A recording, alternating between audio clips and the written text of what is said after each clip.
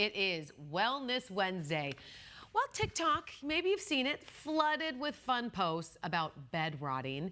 You know, spending the whole day in bed, scrolling through videos, binge watching shows, or just honestly doing nothing. What looks like simple self-care can actually be a silent cry for help. Yeah, Nathaniel Bush from Cornerstone Healing Center is joining us this morning to tell us more about the mental and physical issues that are often kind of hiding behind this trend. So we hear bed rotting. The kids kind of use it as a funny term here, but tell us what it really is. Well, so bed rotting, there's an in-between, right? So rest is okay. Bed rotting is when people may lay in bed for days or all day, and that can get really messy and can be a sign of underlying mental health. Which is what I think people, they think it's just relaxing. They say, oh, I rotted in bed this whole weekend. It's self-care. I didn't want to do anything. And sometimes it can be that way. You're kind of taking a break, but sometimes it means more.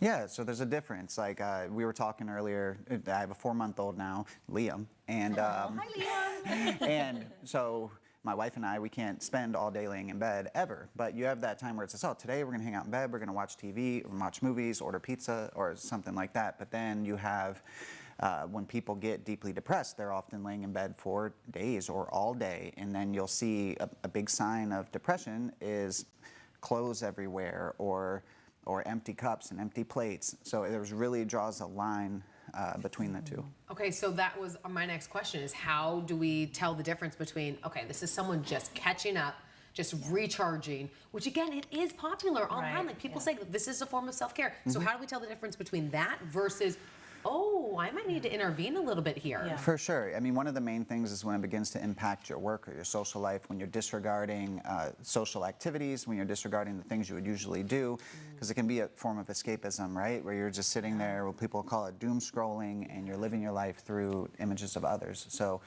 when you start to see that maybe a loved one is sleeping in longer than they would, or staying in bed all day for multiple days in a row, that is a sign of a big problem. Yeah, I mean, absolutely. And there could be different causes of this. I mean, right? Because it starts out maybe as that self-care things, but what are some of those drivers behind bed rotting when it goes too far? Oh, for sure. So the previous segment I was watching, we were talking about financial regret and people who who maybe bought a house that was, or too much house, I think was the term, which I might be guilty of. But escaping can be a driver. So we have a lot of a very much hustle culture right now. Go, go, go. There can be a lot of anxiety. There can be a lot of just push. And that can really be a driver for people to just want to escape, like emotional overload. Yeah. It can be a sign of a trauma response where your body's going into freeze. I just need to shut down. Yeah, you're burned out. You've got the anxiety, or maybe just avoiding everything altogether. So how do you step in a healthy way where you're looking at things in a more positive way rather than judgmental? Sure. Well, when you think about ways to bring yourself out of bed rotting, getting up, like even small steps. So getting up and going into the kitchen to drink some water, or getting up and sitting outside for 5 minutes. Those are steps to start to get out of it. Looking at it from a non-judgmental standpoint would be just understanding that people might need rest, beginning to set time limits, incorporate movement or activities, be mindful of social media. I'm looking at some of the prompts on there, but that's definitely a good sign. Yeah, absolutely. I mean, just also if you have a friend that you feel is like, maybe this is turning into a little bit too much, this is good to know too, because you can help them out. Maybe they don't even recognize the signs that this has gone a little bit too far. You know, ask them to hang out, ask them to jump on a phone call, you know, just to kind of check in on them and make sure they're doing okay. You mentioned social media and you mentioned doom scrolling. How negative is that to our mental health? And is there a time limit that you think, okay, this is an okay amount of time to be spending on it? This, we've gone a little too far.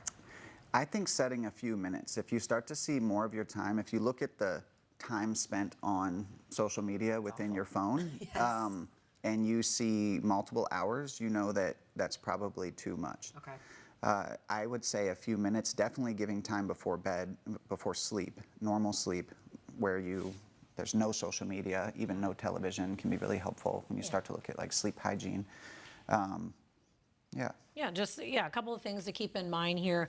Well, Nate Bush from Cornerstone Healing Center, thank you so much for being with us this morning. This is really good. I feel like I'm going to take away some things and just keep that in the back of my mind where I have any, friends, or even for myself. Yes, Sometimes I'm like, I want a bed rot, but again, 4-month-old, that won't be happening anytime soon.